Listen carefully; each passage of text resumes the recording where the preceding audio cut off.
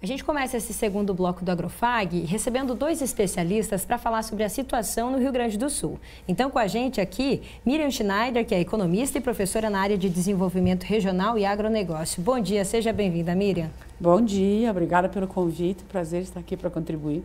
Que bom. E também Reginaldo Ferreira, que é engenheiro agrônomo e especialista em agrometeorologia. Seja bem-vindo, Reginaldo. Muito obrigado, bom dia. Agradeço também o convite. Muito bem. Antes da gente começar a nossa conversa aqui, a gente vai assistir alguns relatos de produtores rurais lá do Rio Grande do Sul que mostraram um pouco da situação nas propriedades rurais. Vamos dar uma olhada. Bom dia, galera. Tudo bem? Na medida do possível. Sou Ciro Alberto, sou produtor de arroz no estado do Rio Grande do Sul, administrador da página Galera do Arroz e Soja.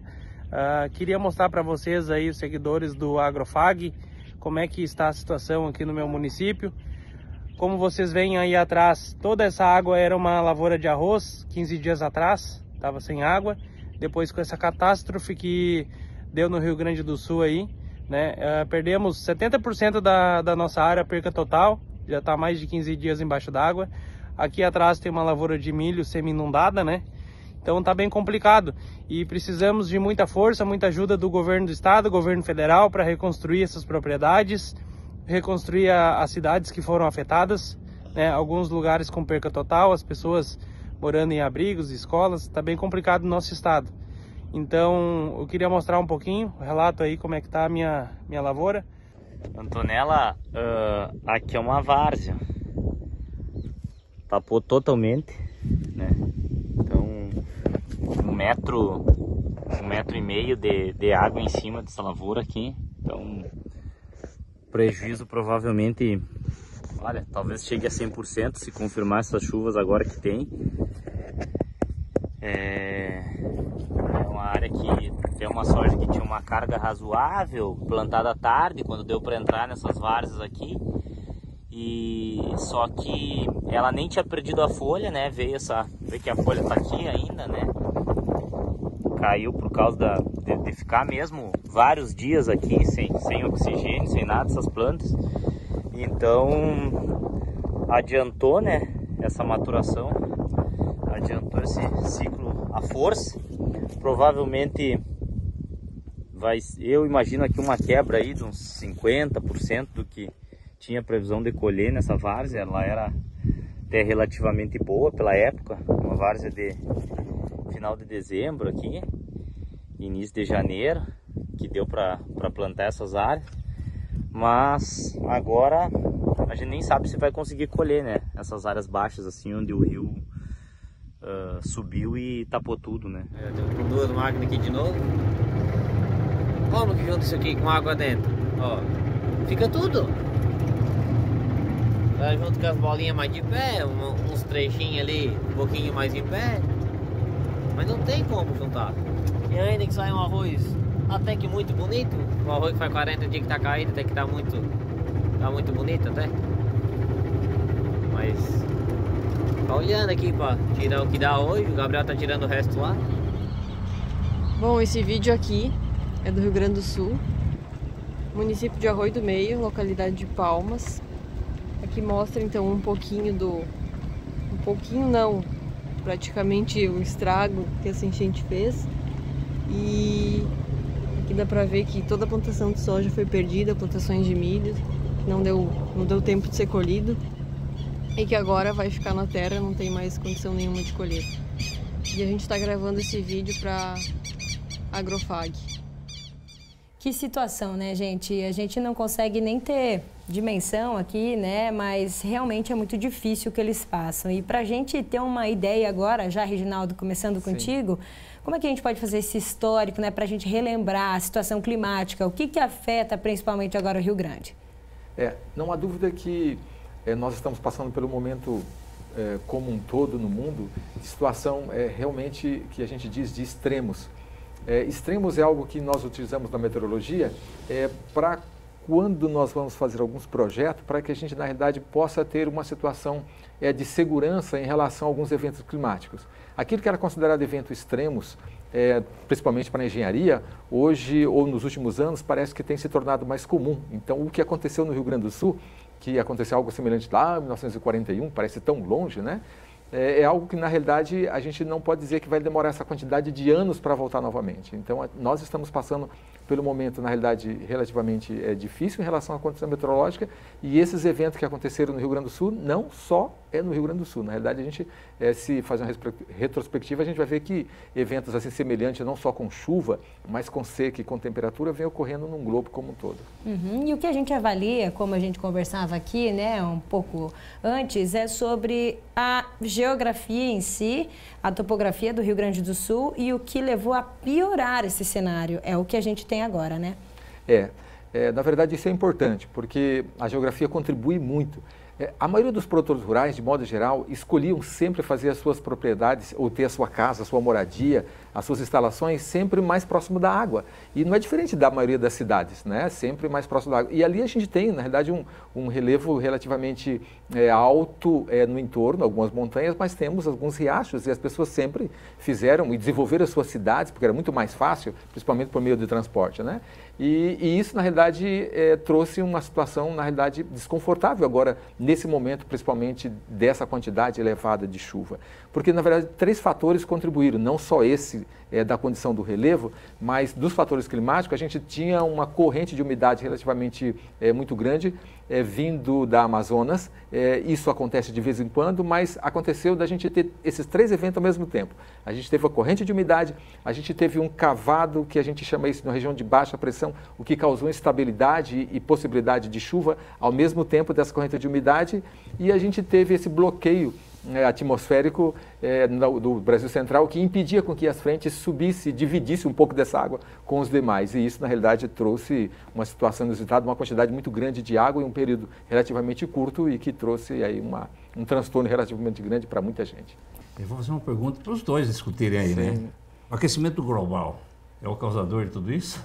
Eu prefiro ter uma mudança climática, né? Porque o aquecimento global entrou numa coisa meio pejorativa, né, ultimamente. Está claro que tem um impacto importante, né, na intensificação dos fenômenos que já haviam, né? E existem mapeamentos que são... Essa discussão já está presente, né? Desde os anos 70, né? Você tem uma discussão, mas mudar o modo de produção e reorganizar a sociedade é uma coisa muito difícil. O modo de produção que nós vivemos levou 300 anos, 400 anos sendo construído, gestado, né? E eu acho que a mudança climática, ela é um ponto de inflexão. Nós vamos ter que mudar esse cenário para continuarmos vivendo nesse modelo, né? E, segundo tem um relatório de 2010, né, que já dizia que as secas na Amazônia seriam mais violentas e as chuvas no sul seriam mais violentas, porque violenta é a palavra, né? E isso vai mudar totalmente o cenário econômico, de produção do agronegócio, de produção de alimentos, porque a palavra é alimentos, porque quando eu falo com meus alunos, eu sempre falo que agronegócio tem dois aspectos, né? O agronegócio exportação, que é mercado internacional, uma disputa de competitividade, e a garantia de segurança estratégica de oferta de alimentos interna, porque não há modelo de desenvolvimento sem a garantia da sustentabilidade alimentar para uma sociedade, né? Nós precisamos, o Rio Grande do Sul é muito importante, né? Mas eu tenho assim, não é nem convicção, eu tenho... os dados são claros de que a mudança climática tem um componente importante. E para frisar só a situação, né, desde aquela última enchente, então grande enchente de 41, a gente tem esse impacto ainda maior, né, Reginaldo, até agora. Sim, o impacto é muito mais relevante. Até porque em 1941 a gente não tinha a quantidade que a gente tem hoje de áreas impermeáveis. Então a gente tinha uma quantidade muito menor. O solo foi trabalhado, as cidades foram construídas, então isso na realidade a população aumentou, então o impacto sem dúvida nenhuma é muito maior. A área verde que retinha a água e drenava, ela diminuiu, né? As áreas ao redor dos rios e córregos, ele ganhou mais velocidade, assoreou, né? Sim. Isso na realidade é importante porque, veja bem, não é muito difícil explicar. mas também não é muito fácil também de se entender com tanta facilidade. Mas as pessoas dizem normalmente que a gente passa por ciclos de aquecimento e de resfriamento durante eras. E isso é verdade, é indiscutível que a gente passa por eras de aquecimento e resfriamento de longos anos. Mas se você parar um carro na cidade às 3 horas da tarde e fechar o carro e for no verão, quando você for entrar no carro novamente, se for um dia de céu aberto, o carro vai estar muito quente. Então, não é preciso, na realidade, fazer muito esforço para que se perceba de que nós estamos passando por um período de aquecimento maior.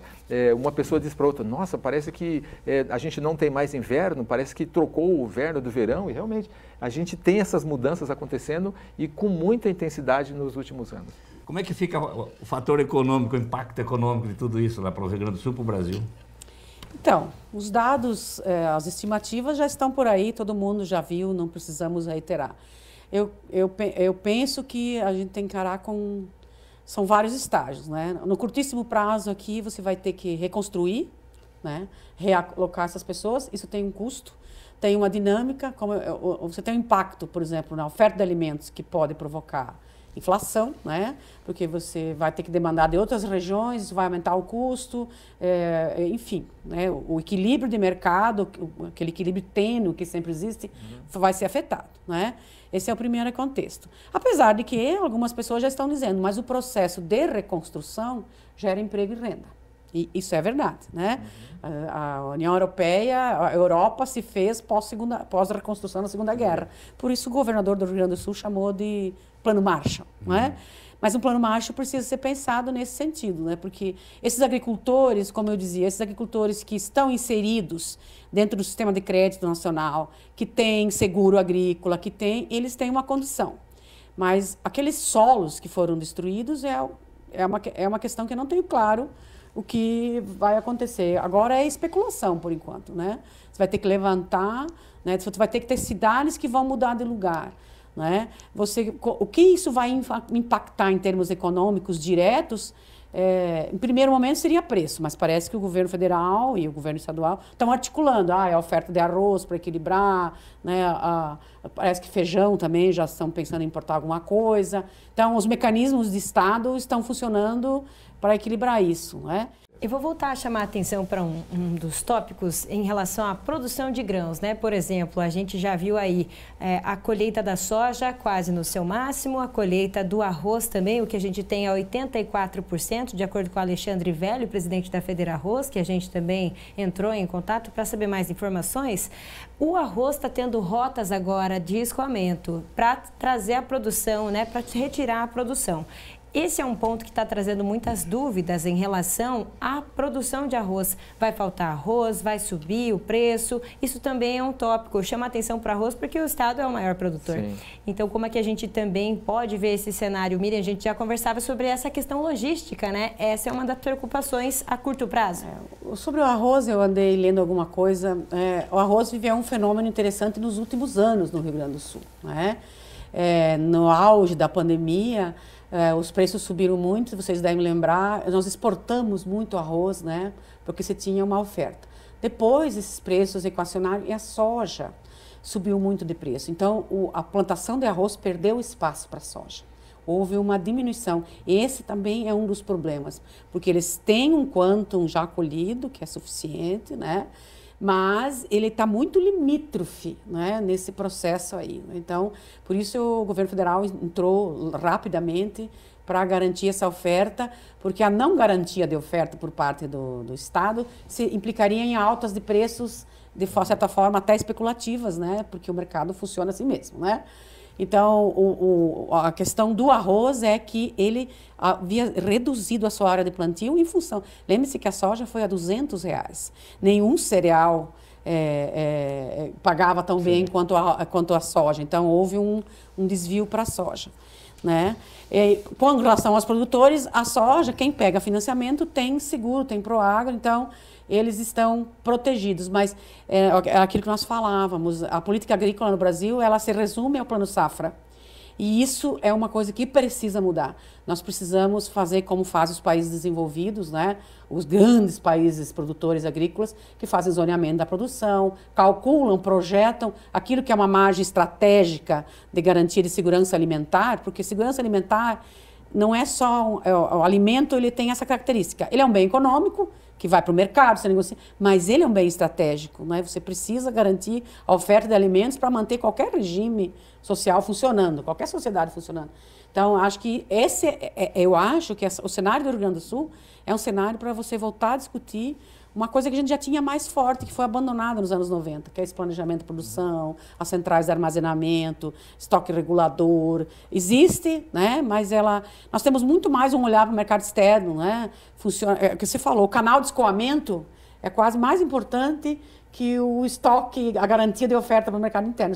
Você viu como você está preocupado com o escoamento da estrada, com o porto, né? Eu tenho alunos que vêm do Mato Grosso para o mestrado e o doutorado que eles dizem as únicas estradas que estão boas são as que exportação. Aonde nós vivemos, não. Porque há toda uma lógica, né? E isso precisa transcender, né? Que é o que eu acho que o planejar a economia hoje é cada vez mais importante, né? Para o sucesso de todo empreendimento econômico e para a estabilidade da sociedade, né? Muito bem. Então a gente vai seguir daqui acompanhando, né, todas essas informações que são realmente muito tristes, muito impactantes lá do Rio Grande do Sul, mas é nosso papel trazer essas informações aqui também. Reginaldo, Miriam, obrigada por estarem aqui com a gente e até uma próxima oportunidade. Muito obrigado.